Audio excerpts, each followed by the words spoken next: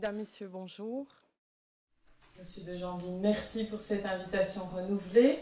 Si c'est pour mon aptitude à vulgariser, bien, je serai peut-être encore là l'année prochaine. Si c'est par contre parce que je vous ai amené des bonnes nouvelles ces dernières années, malheureusement, je pense que le discours cette année-ci est plus empreint de scepticisme, vous allez le voir. Donc peut-être que l'exercice se clôturera cette année. Alors, la croissance aujourd'hui, eh bien, elle subit le bruit, elle aussi. On va voir un petit peu à travers toujours la même structure. Je veux toujours introduire les perspectives économiques de notre région, avant tout à partir du monde. Et vous le savez, on est clairement exposé en Romandie, sur l'arc lémanique, on est clairement exposé à ce commerce mondial. Donc on va tout de suite revenir au décor international avant de vous parler de la région, de ce qui se passe pour l'instant dans la région et ce qui devrait s'y passer les prochains mois. Vous savez, les économistes, ils vous montrent toujours beaucoup de graphiques. Je vous redonne le principe. En général, plus ça va vers le nord, plus tout va bien. Et plus ça va vers le sud, malheureusement, moins on a des bonnes nouvelles à vous donner. Et vous voyez directement sur ce graphe, eh bien quoi? La dichotomie. Vous allez voir que à travers tout cet exposé de ce matin, c'est la dichotomie qui va ressortir. La dichotomie entre le commerce mondial, cette courbe des exportations en bleu, vous voyez, qui s'écrase, qui est passée en territoire de contraction, qui entraîne avec lui la manufacture, parce qu'aujourd'hui, finalement, dans le commerce mondial, vous avez un tiers qui est consacré à du commerce de services, 2 tiers, ce sont des biens manufacturiers. Et donc, clairement, les deux sont liés, complètement liés entre le commerce mondial et la manufacture. On va revoir quels sont les secteurs qui sont sous pression. Et puis, les services qui résistent bien. Et les services, ils sont plus liés à la consommation privée, vous le savez. Et dans nos économies, dichotomie, contraste, dans nos économies développées, on va plutôt baser la croissance pour 1 tiers à la manufacture et 2 tiers au service, un peu l'inverse du commerce mondial.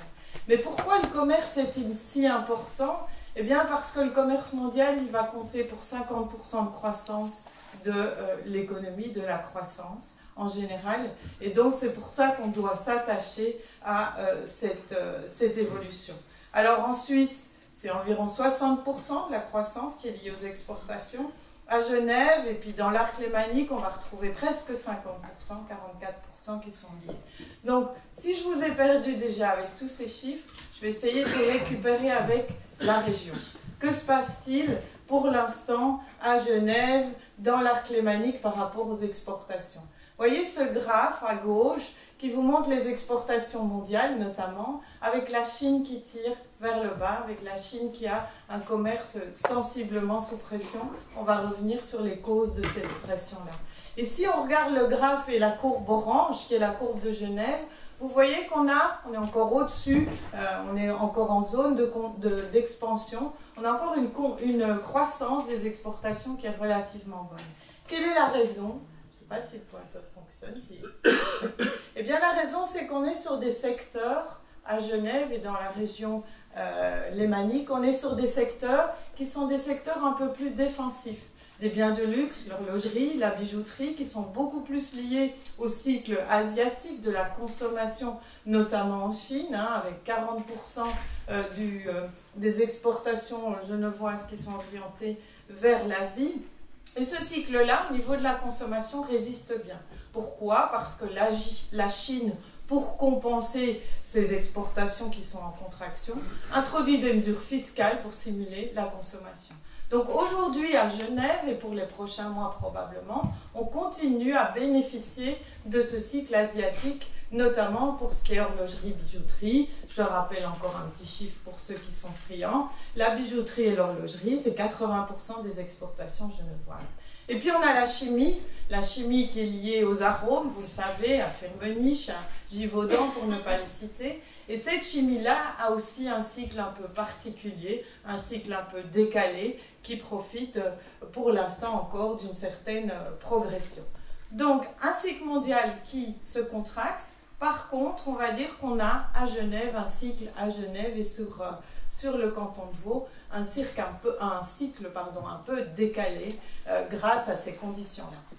Alors, pourquoi est-ce que je vous parle de dichotomie? Je vous dis que les exportations vont pas bien, mais finalement, vous n'avez pas la sensation, je pense, en vivant au jour le jour, que la situation va si mal. Pourquoi? Eh bien, parce que l'emploi va très bien. Notamment à Genève, vous voyez ces barres bleutées, eh bien à Genève, on continue à avoir une progression de l'emploi qui est de l'ordre de plus de 2%. On a connu des progressions assez fortes. Ensuite, ça reste une progression très raisonnable. Et un emploi qui fonctionne bien, ce sont des salaires qui sont distribués et donc une envie un peu plus que d'habitude de consommer. Donc on reste dans un cycle où les services en profitent, où la consommation et la distribution en profitent aussi. Avec un taux de chômage, vous le voyez sur la carte géographique où finalement le moins bon élève c'est Genève, mais Genève avec 4,4%, on ne peut pas parler réellement d'un moins bon élève.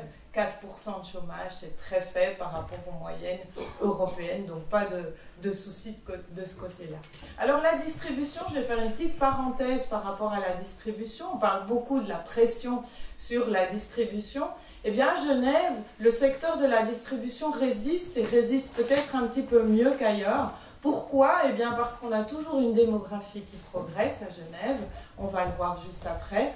On a un commerce de week-end qui se développe pas mal et puis qui stimule l'aéroport de Genève et les ventes de distribution de Genève. Et puis on a, grâce à vous aussi, grâce aux gens qui font des allées-venues entre Genève et Lausanne ou le canton de Vaud, on a le commerce des pendulaires qui soutient également le commerce à Genève. Donc, globalement, une situation de la distribution qui paraît délicate au niveau immobilier sur les arcades, mais qui, in fine, reste soutenue. Cette dichotomie, je vous disais. Et donc, puisque le secteur domestique, on va dire, de l'arc lémanique et de la Suisse reste résilient, eh bien, la construction, elle, vous donne encore une image qui est relativement bonne. On voit au niveau des volumes construits, de nouveau, les courbes sont réorientées vers le nord, assez positif. Et si vous regardez en nombre de biens construits, on est encore au niveau des logements dans la région lémanique sur des rythmes de création de logements qui sont importants dans ces centres, on va dire des centres urbains importants comme Genève ou même à Zurich, on a encore cette même évolution. Donc d'un point de vue volume, on reste bien orienté. Est-ce qu'on peut en dire autant au niveau des prix ? Et si on regarde les données que vous connaissez probablement mieux que moi, les données de Wüest et Partners, au niveau de l'année 2018, on a un peu des différentiels par rapport aux évolutions, mais globalement, le résidentiel résiste assez bien. Et là où on a toujours des progressions, voire même des contractions qui se mettent en place, qui se sont mises en place déjà depuis 2 ans, c'est sur le commercial qui a des surcapacités, notamment dans les bureaux. Mais néanmoins, globalement, on a une situation du résidentiel qui reste bonne, une résistance des prix. Maintenant, ça n'enlève pas, et ça vous montre aussi avec la courbe bleue, qui sont les appartements à louer, pour introduire un sujet que sont les biens de rendement, eh bien, il y a quand même une série de signaux sur les biens de rendement qui commencent à être inquiétants. Je ne sais pas si vous l'avez suivi, mais on a reçu une alerte de la part du Fonds monétaire par rapport à la proportion que les fonds de pension ont d'actifs immobiliers dans leur bilan. Aujourd'hui, ça atteint 20% de leur bilan. C'est devenu un actif clairement important des bilans des fonds de pension. Et évidemment, vous allez retrouver dans ces actifs les biens à rendement. Alors, le problème de ces biens à rendement, c'est qu'on commence à voir certains institutionnels qui veulent les liquider, les fonds de pension les rachètent encore, mais on a peut-être là des signaux auxquels il faut faire attention. Et qu'est-ce qui justifie le fait qu'on veuille céder aujourd'hui des biens? Ce n'est pas une problématique de taux, ce n'est pas une problématique qui serait liée à un taux de chômage, où vous le savez, c'est catalyseur de crise comme on les mentionne régulièrement. C'est plutôt une question de cherté de l'arc lémanique. On reste avec des prix un peu partout qui sont très élevés. oui, je vais vous parler de 8000 francs du mètre carré pour des PPE, 250 francs du mètre carré pour la location. Donc on est quand même sur des niveaux qui sont assez élevés et qui peuvent enclencher une certaine prudence, en tout cas par rapport aux investisseurs. Si on regarde les fondamentaux, et je vous en parle chaque année, je vais rapidement les citer, quels sont les fondamentaux qui peuvent déclencher une crise immobilière? Vous le savez, un problème de taux de chômage qui explose, un problème de taux d'intérêt qui explose. On n'est clairement pas dans ces cas de figure. Par contre, il faut continuer à avoir une région qui soit attractive économiquement. Et attractive, ça va permettre à ce solde migratoire de rester positif dans la région, à cette démographie qui n'est pas forcément très favorable globalement en Suisse. Il faut la contrecarrer par de la migration pour pouvoir essayer de compenser quelque part les effets de baisse d'activité que le système actuel pourrait enclencher. Et là, les mesures qui ont été prises, pas encore les mesures, mais en tout cas le vote récent de RIO3 est évidemment un bon facteur pour aider les entreprises à avoir de la visibilité, à continuer à attirer dans la région de nouvelles entreprises dynamiques et qui vont attirer des talents. Alors, j'en viens directement aux prévisions. Les prévisions qui actuellement sont toujours vers une croissance de modération. Vous le voyez avec le pic qu'on a atteint de croissance, qu'aujourd'hui on est plutôt dans cette phase de tassement, de ralentissement. La question qui se pose et que vous allez me poser, c'est qu'est-ce qui va se passer après? Et quand vous regardez l'ensemble des prévisions aujourd'hui sur base de ce qu'on possède comme indication et comme perspective, on est sur une croissance et une inflation assez modérée. Si vous prenez les perspectives pour la Romandie, on est sur ces rythmes de croissance de l'ordre de 1,5%, un peu plus, un peu moins. Rien de grave a priori. Et pourtant, cette année-ci, je pense que je voudrais vous transmettre un message qui est beaucoup plus sceptique par rapport à la réalisation de ces perspectives, parce qu'on sait que quand on est dans un ralentissement, on a beaucoup moins de capacité d'absorber un choc. Et donc, on ne peut absolument pas se permettre un choc extérieur, du style, on va le voir tout de suite, un choc à nouveau sur les devises qui enclencherait un ralentissement beaucoup plus rapide. Alors, pourquoi est-ce qu'on est sceptique par rapport à ces scénarios? D'abord parce que les marchés financiers, en particulier les marchés obligataires, ne nous disent pas du tout qu'on va pouvoir suivre cette modération. Vous voyez les taux d'intérêt à 10 ans, de nouveau très largement négatifs. Les taux de la BNS n'ont pas changé. On pouvait s'attendre à avoir un redressement de ces taux progressifs en fonction du scénario. On a de plus en plus de difficultés à introduire ces hausses de taux dans une perspective assez courte. Et deuxième facteur important, c'est le franc fort et le dollar. Le franc qui reste fort, vous le voyez ici, le dollar qui continue à s'apprécier. Et ça, c'est clairement un signe qu'on ne croit pas forcément dans une croissance qui se poursuit de façon assez rythmique. Alors, qu'est-ce qui se passe? Pourquoi est-ce qu'on est sceptique? Est-ce que c'est vraiment notre président américain qui nous crée toutes ces perturbations? Eh bien, j'ai envie de répondre non. C'est une excuse, c'est un catalyseur. Effectivement, ça crée du bruit dans la croissance, mais ce n'est pas la seule raison. Et la raison pour laquelle, d'un point de vue fondamental, on peut être assez sceptique, c'est parce qu'au-delà de la guerre commerciale, vous avez un problème d'appréciation de dollar qui est mauvais pour le commerce mondial. Vous avez une faiblesse dans deux secteurs primordiaux du commerce mondial, que sont le secteur de l'automobile, et dans le secteur de l'automobile, on n'a pas qu'un problème cyclique, on a un problème de mutation de la production, on a un problème de coût de cette mutation de la production qui augmente et de réglementation. Et puis, deuxième secteur important dans cette dynamique mondiale, c'est le secteur des semi-conducteurs qui a explosé ces dernières années. On en a parlé il y a 2 ans clairement lors des prévisions. C'est un secteur qui a permis d'avoir une dynamique mondiale qui était très importante. Ce secteur-là est malheureusement sous la pression d'ajustement de type capacité, surcapacité qu'il faut ajuster, donc pression de prix. Et donc c'est un secteur qui ne contribue plus pour l'instant au commerce mondial.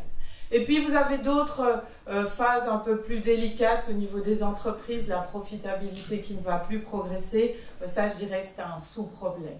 Donc dans ce contexte-là, comment réagit la Suisse? Comment va réagir Genève? Eh bien, je vous l'ai dit, fort heureusement, notre région bénéficie d'un cycle des exportations un peu moins lié à l'automobile et aux semi-conducteurs, mais néanmoins quand même lié. La Suisse est liée par ses sous-composantes au secteur de l'automobile. Donc on est un petit peu moins exposé, mais de toute façon, je pense que globalement, on devra subir in fine ce choc si on n'arrive pas à inverser la tendance. C'est peut-être pas 2019, mais probablement 2020. Et puis on est exposé à l'Asie. Ça permet de nous isoler un peu plus de l'Europe que les autres, mais néanmoins, on a quand même un cycle qui risque d'être sous pression. Et puis ce franc fort, on le subit tous. On le subit encore plus dans la région de Genève quand il est face au dollar. Heureusement, le dollar s'apprécie, mais néanmoins, on doit quand même faire attention à cette évolution-là. Et donc voilà, une fois que je vous ai un petit peu planté ce décor un peu moins positif, j'en arrive aux conclusions pour vous faire un petit peu la synthèse de ce que j'ai voulu vous transmettre aujourd'hui. Un cycle qui pour l'instant est en pleine dichotomie. On peut résister. La possibilité c'est de résister grâce aux domestiques si également les déclencheurs qui se sont mis en place, les fragilités, devaient s'inverser. Dans ce cas-là, on poursuivra ce cycle modéré. Mais attention, ça fait déjà quelques mois que les fragilités sont mises en place. Malheureusement, elles commencent à faire réellement des dégâts. Donc on peut difficilement assurer ce cycle positif ou de croissance modérée tel qu'on vous l'a défini déjà depuis plusieurs années et puis qui aurait pu perdurer en 2019-2020. Malheureusement, on n'a plus cette conviction qu'on avait les années dernières. Voilà, je serai évidemment à votre disposition pour les questions plus tard. Je vous souhaite une bonne présentation. Merci.